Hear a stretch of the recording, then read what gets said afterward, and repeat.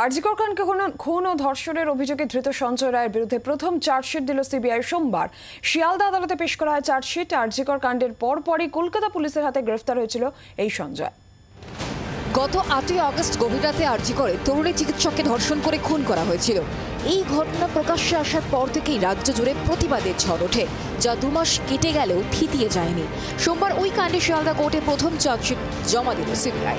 সঞ্জয়ের বিরুদ্ধে 45 পাতার চার্জশিটে বলা হয়েছে, অভিযুক্ত সঞ্জয় রায় ধর্ষণ ও খুনে অভিযুক্ত।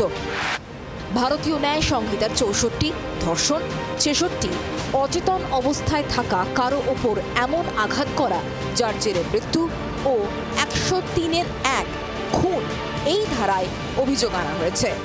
তাহলে এটা বোঝাই যাচ্ছে যে সিবিআই তাহলে কলকাতা পুলিশের লাইনে হাঁটছে। যদি সেটা হয় তাহলে আমরা কিন্তু সিবিআইয়ের উপরেও রিফার তৈরি করব এবং আমাদের আন্দোলন কিন্তু যেটা ন্যায় বিচারের দাবি, সেই বিচারের দাবিতে কিন্তু চলবে। এই যে মার্ডার হয়েছে, এটা একটা ইনস্টিটিউশনাল মার্ডার, এটার পেছনে একটা চক্রান্ত আছে, এটার পেছনে মোটিভ ছিল, সেই মোটিভকে খুঁজে বের করতে হবে। শুধু সঞ্জয় রায় ছাড়াও আরও যদি কেউ থেকে থাকে তাদেরকে খুঁজে বের করতে হবে। তথ্য প্রমাণ যারা লোপাট করেছে তাদের এগেনস্টে উপযুক্ত ব্যবস্থা নিতে হবে।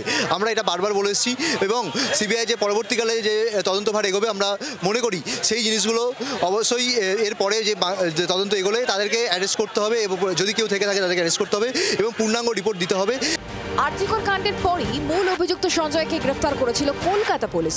পরে অবশ্য ওই ঘটনার তদন্তভার তুলে দেওয়া হয় সিবিআইয়ের হাতে। এরপর গত 58 দিনে গঙ্গা দিয়ে অনেক জল গড়ালেও ধর্ষণ ও খুনে সঞ্জয় ছাড়া আর কাউকে এখনো পর্যন্ত গ্রেফতার করতে পারেনি সিবিআই।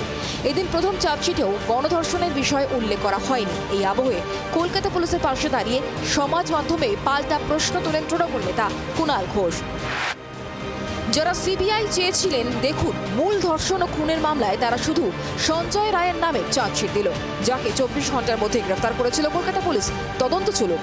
ডাক্তারদের গোষ্ঠী রাজনীতির নাটক, নানা গল্প চলবে, হয়তো পরে অন্য নাম জুড়বে। মানুন কলকাতা পুলিশ ঠিক পথেই ছিল।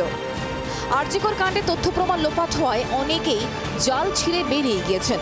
এই অভিযোগ তুলে এবার সরব বিরোধীরা। সঞ্জয় একা ছিল আমি এটা এখনো বিশ্বাস করি না।